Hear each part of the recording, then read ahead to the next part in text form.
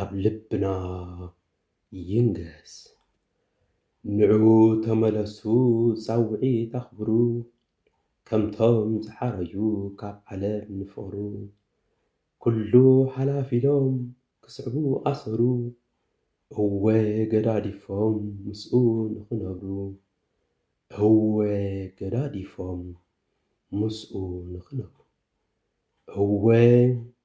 ወለደይ ከይበሉ ጻውዒት ዘኽበሩ ሃብቲ ንዋት ምንም ከይቈጸሩ ቃሉ መሪጸሞ ንዓለም ከብስሩ ናይ ክርስቶስ ጣዕሙ ኩሉ ንኽነግሩ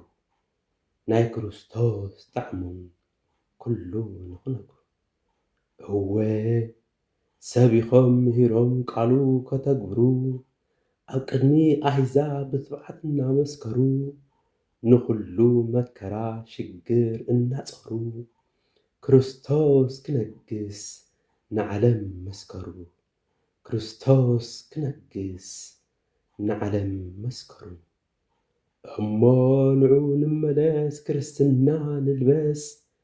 ናብራ ምስ ክርስቶስ ብትግሃት ንበገስ ሕይወትና ክቕደስ መንፈስና ክምለስ ኢየሱስ ክርስቶስ ኣብ ልብና ይንገስ ኢየሱስ ክርስቶስ ኣብ ልብና ይንገስ።